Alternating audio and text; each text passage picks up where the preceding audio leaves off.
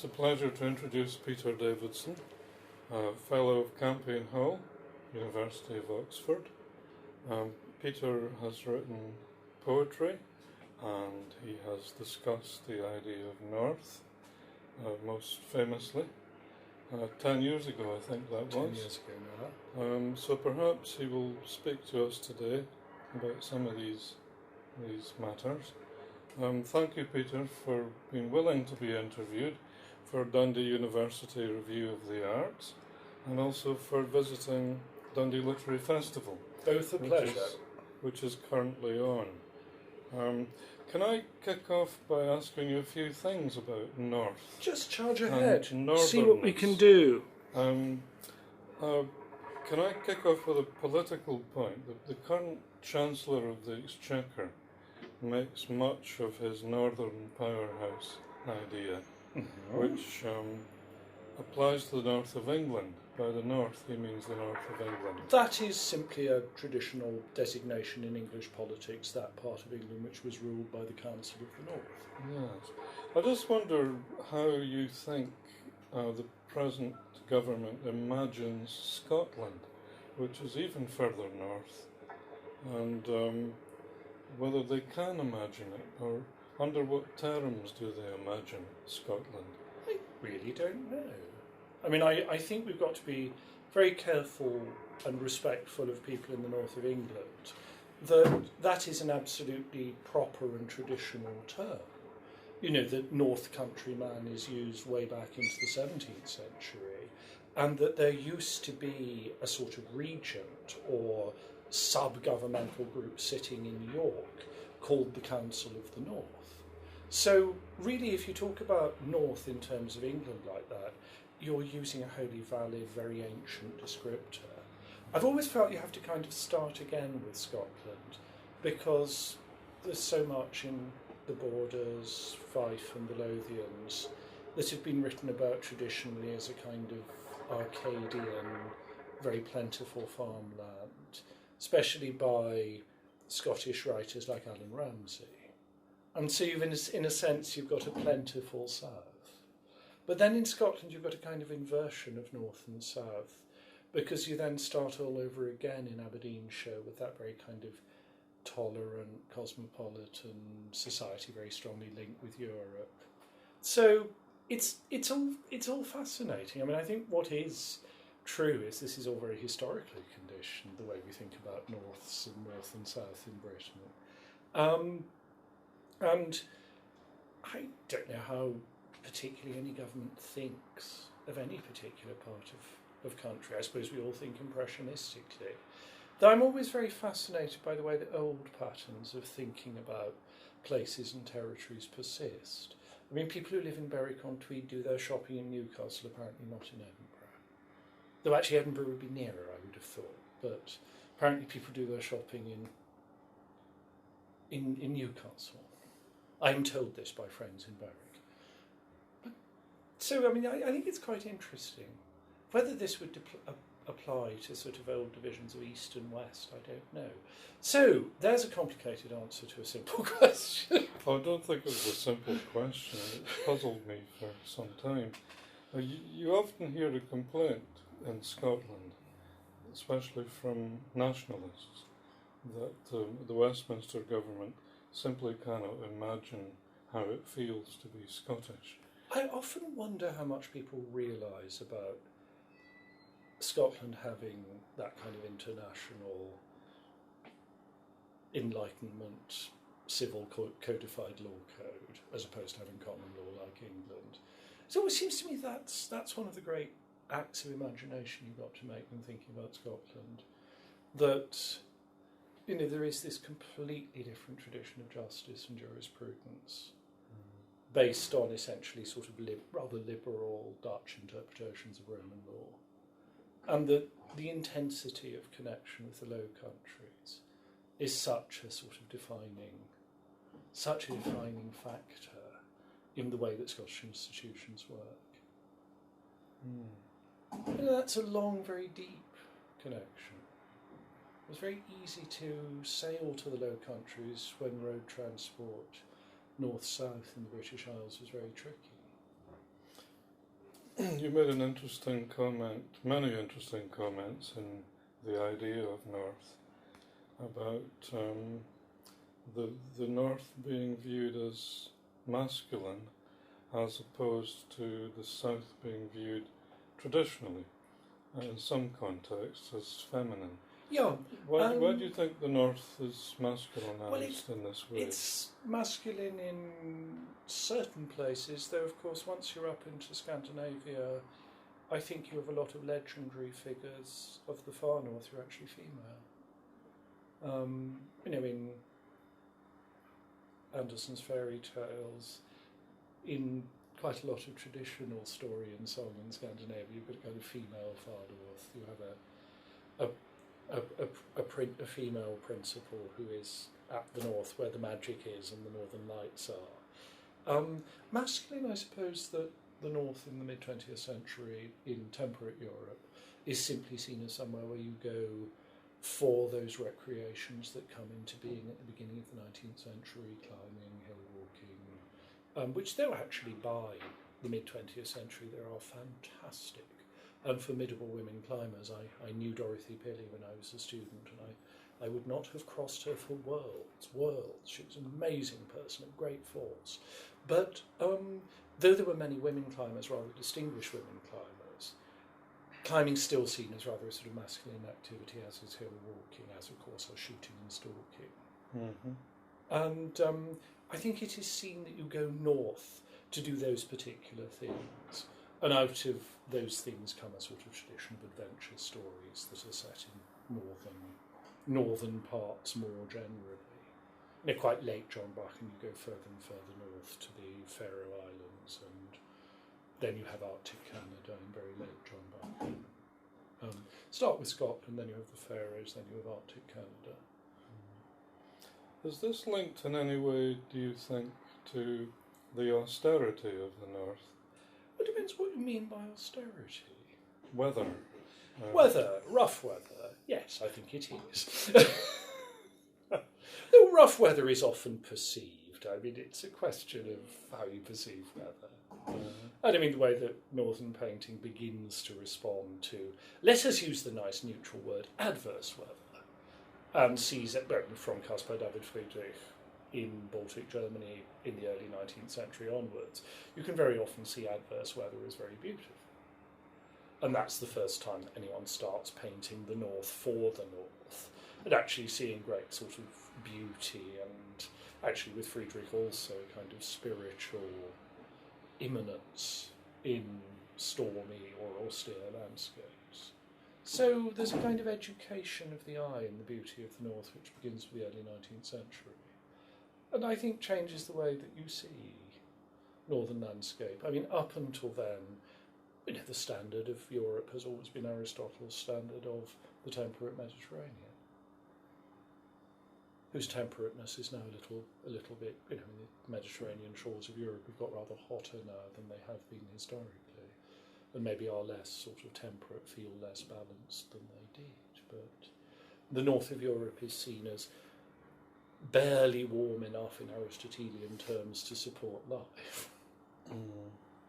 So does the North, in its more extreme forms, represent a version of the sublime? Oh yes, I think almost entirely for the first travellers, deliberate travellers in northern parts. I mean, until the middle of the 18th century, there's less of an inclination to go and look at landscape for its own sake. I mean, it's a loan word, it's a Dutch word, and it actually usually begins by meaning a depiction of owned land, cultivated land, as far as I can see. First used of cultivated land in the 1650s as a loan word in East Yorkshire. But there's erudition. But the idea of going to look at mountains is very much a product of European travel being closed down by the Grand Tour, though the crossing of the Alps is a part of the mid-period Grand Tour, and the experience of crossing the Alps is a sublime experience and associated with ideas of pleasing horror. I mean, I think there is a poem in English about an alpine landscape written in the late 1580s, early 1590s. St. Robert Southall, Jesuit poet and martyr, poem called A Vale of Tears, which seems to be about a high alpine landscape, a landscape of absolute desolation, frozen, used metaphorically, but clearly in sort of the landscape of high mountains, a 16th century eye sees only horror and absence. Whereas by the time you get to the late 18th century, there is pleasurable horror, because there is an inn to go to at the end of the pleasurably horrible day. And such conveniences make the appreciation of the sublime a great deal easier. I mean, what is very much harder sometimes to convey to people in southern Europe more generally is the sort of intense level of civilization of Scotland, and particularly northern Scotland, and that very direct connection to the Low Countries at the point when the Low Countries are kind of the laboratory of modern society, and that very direct connection to Rome actually particularly after the Jacobite risings. There's a lot of Scots living in Rome. There's a lot of connection. I mean, lots and lots of the really quite sort of serious tastemakers and designers in Rome are Scots or have Scottish connections. And that's a society that's kind of rather forgotten because, they lived all their lives in Italy, most of them, and it's rather forgotten that they are Scots, and with very strong correspondences and connections in Scotland, particularly in sort of Jacobite northern Scotland. Intensely sort of cultivated. And I mean, the fact that there is a whole separate tradition of learning in Scotland from other parts of the English-speaking world is quite interesting as well. I mean, very sort of Dutch-related, Northern European Enlightenment-related tradition of learning in Scotland. That's very strong. Mm-hmm. And that's a very profound connection that goes, over decades, centuries. And that's, this kind of direct access to the very most progressive and advanced learned society of Europe. And it's very direct. I mean, there are copied lecture notes from the University of Leiden arriving in Aberdeen the year after the first lectures. The real sort of revaluation of classical antiquity by the beginnings of what we now call archaeology. I mean, the set of lecture notes is in Aberdeen a year after the lectures are given in Leiden. It's one of those ways that knowledge travels that nobody studies. And there's so much there if some bright person ought to have a look one day at lecture notes. Because there's a lot of them surviving in Scotland. They show the way that the very latest things from the universities of Europe are making their way to Scotland very, very quickly. I was teaching Woolf last week, Virginia Woolf, as I often do, and the novel was To the Lighthouse, and there's a famous passage in which Mr. Ramsay is trying to solve a philosophical problem, which is he has symbolised in his mind by the alphabet. Right. He's got as far as Q, but he cannot get to R. And his fantasy of the qualities that it will take to get him to R are those of a polar explorer. Oh, how interesting! Who is leading an expedition and has to inspire his men and will in fact die in the attempt. I can vapour about polar exploration. Of philosophy I know so little. I just wonder why Woolf reached for this metaphor and planted this fantasy of polar expedition. I give the honest man's answer. I don't know. Well, your book got me making these connections. I mean, certainly those expeditions were sent off with the most awful presuppositions about what the North was going to be like. I mean, awful in terms of wild, unjustified optimism. They had this idea that beyond the known Arctic zone, there was going to be a temperate region. And that really was Admiralty policy until about 1840 something, until I think after the catastrophic Franklin failure. that they really thought it was open polar sea. And this was actually on the charts.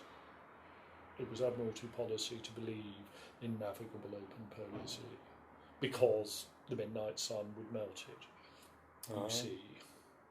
And this they believed until they were proved Well, wrong. until the absolute Franklin catastrophe. I don't know the year in which the sort of Secretary of the Admiralty finally officially abandoned this, but it's pretty worryingly late. And I mean, I read something very interesting. I could remember who it was by. A sort of analysis of the economics of polar exploration. I'm suggesting quite strongly that after the Napoleonic Wars, there's nothing to do with the Navy because they've kind of won. So I was just thinking about that the other day about the naval officer in Jane Austen's Persuasion.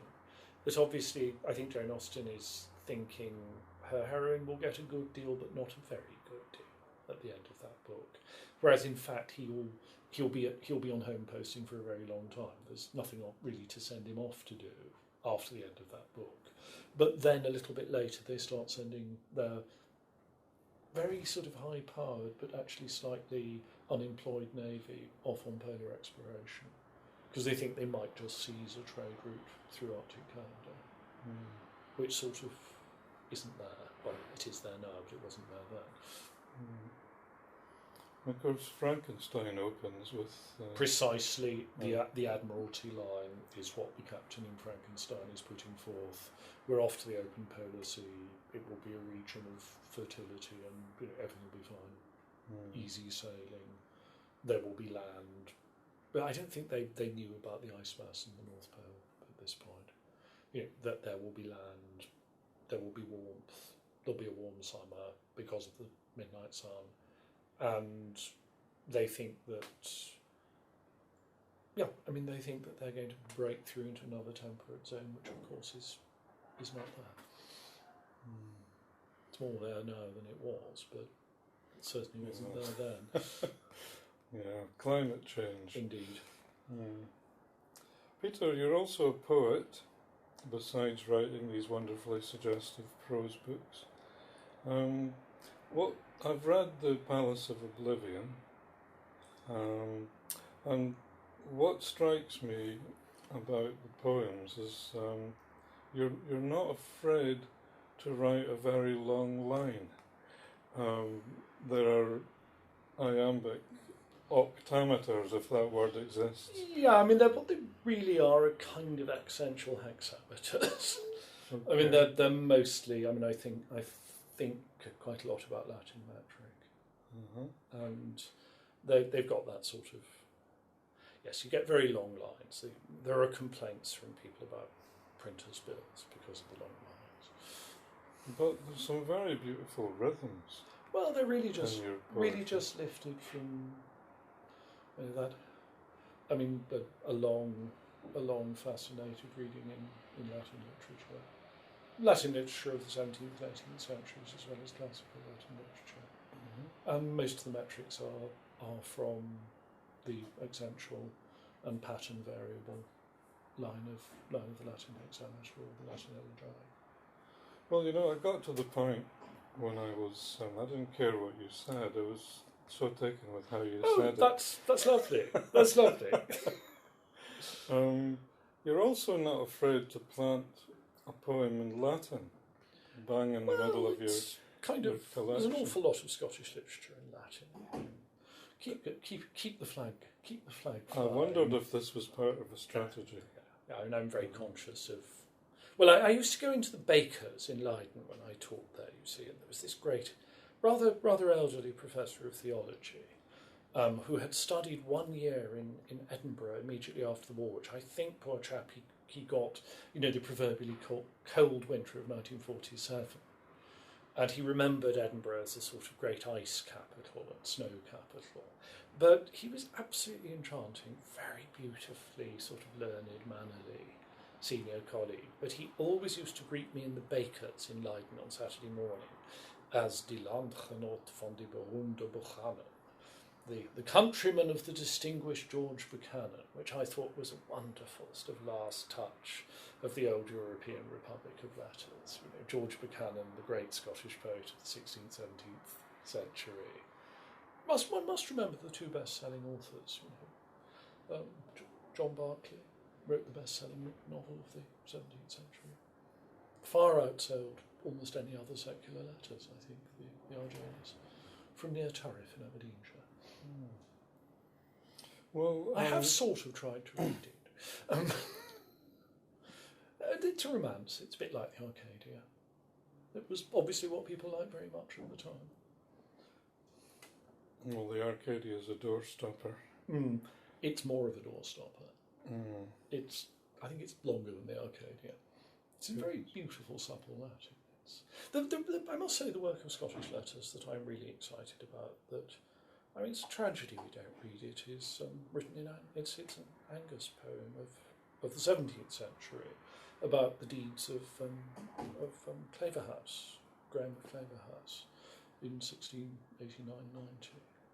Bonnie Dundee. Yeah, it's one of the most beautiful things. It's one of the most beautiful neo-Latin poems there is. I mean, there are moments in it that are genuinely Virgilian and very, very Scottish. There's a winter journey to the Highlands. There's a kind of muster of the clans, like the muster of the heroes in Homer. It's a wonderful poem. Nobody seems to read it. I mean, it's one of the greatest literary achievements of the 17th century in Northern Europe, far less in Scotland. The Grahamid. Wonderful poem. It's the kind of thing I like. I like reading things like that. I reread Catullus and Propertius recently, but I can't read them in the original as you can, Peter. I'm interested in your poetry. It's very rich and, again, very suggestive and beautiful rhythms. And something was going on at the back of my mind about Virginia Woolf, and I remembered a comment she made in her diary, I think, when she was still a young woman, to the effect that we needed to recover the rhythms and the meters of the Greeks and the Latins. Well, certainly Latin meter. I mean, what I draw on very extensively really is 17th century Spanish poetry. Kind of the way I try and make images work. Very often, Gongarach and so on. I read them a lot. Yeah. They're not read much, I don't think, in English-speaking countries, but they are very wonderful. They're quite strange. I mean, they're a very sort of accomplished Finnish Baroque. I think they're wonderful. They're very kind of modern in a way. It's very sort of beautifully controlled, but very elaborate poetry. It's great stuff. So your poetry making starts from meter. Well, yeah. You're looking for an exploration. I think it's all what I did my PhD on, because I did my PhD on a great Latinist of the 17th century. He was the first person to translate Southern European Baroque poetry into English. I mean, I'm not a very imaginative person. I just kind of follow from one thing to another. You know, that's what I did my doctorate on, and that sort of stuck with me ever since. Oh, well, you come across in your writing as many-minded in the Coleridgean sense. I just read a lot. Oh, well, it's a question of what you do with it. Well, I'm very lucky. I was brought up in a household where there were languages about, and a very idle boy. I picked up enough of them to get by. You're going to read a bit of prose for us? I could read a bit of prose if I put my reading glasses on. What shall we have? How cheerful are we feeling? I'll read a real sinker about a painting by Atkinson Grimshaw. Because I mean, what I do spend a lot of my actual working life doing is thinking about painting. In fact, so I'm writing. This is writing about a picture of Grimshaw's painted in 1878, which Grimshaw, I think, North of England painter, Leeds-based, was thinking of as romantic Old England, but actually it kind of gives its date away because of the industrial pollution in the sky. Perhaps the most haunting and most Tennysonian of Grimshaw's pictures in the Gloaming, 1878, gives a deserted Nostrop Hall, that was his own house, or a much aggrandised version of it, a moat, a bridge strewn deep with fallen leaves, thus implying unvisitedness, lostness, abandonment, and a water gate with steps leading down to a dim, limitless lake that stretches away into bare branched, freezing woodland. The water glimmers in the fading light. The composition is framed by stark black trees. It is his most poetic invention, and for many reasons the one which is most intensely of its time. It seems probable that Mariana in the Moated Grange, Tennyson's Mariana, was indeed in Grimshaw's mind when he painted it. Certainly it has the same atmosphere of regret and decay, troubled by the inevitable question of who, if anybody, lives in this house. Behind the trees and reflected in the mere is a band of cold rose and crimson, smudged by drifts of grey cloud, fading into the broken white and yellow of an empty sky. Intense sunsets are common to Grimshaw, and many of his contemporaries increasingly so in the 1880s, but the pallid reaches of the upper sky in this picture are a specific and eloquent record of the blanking effects of industrial pollution. In the Gloaming is thus even more a quintessence of the later 19th century, even than its painter knew. Tennysonian isolation and mourning, an ancient house apparently in deep country, lost in time in a deserted backwater, but under skies which are those of an industrial city of the 1870s. And that was very beautiful, Peter. It's an interesting picture. You got a lovely reading voice. Thank you. Yeah. Well, Peter Davidson, thank you for allowing yourself to be interviewed. Great pleasure. I hope my questions and points were not too far off the mark. Delightful. I feel too often I've just answered with my own ignorance. I don't know. It's been a pleasure. Thank you so much, Jim. Thank you. Thank you very much. Thank you.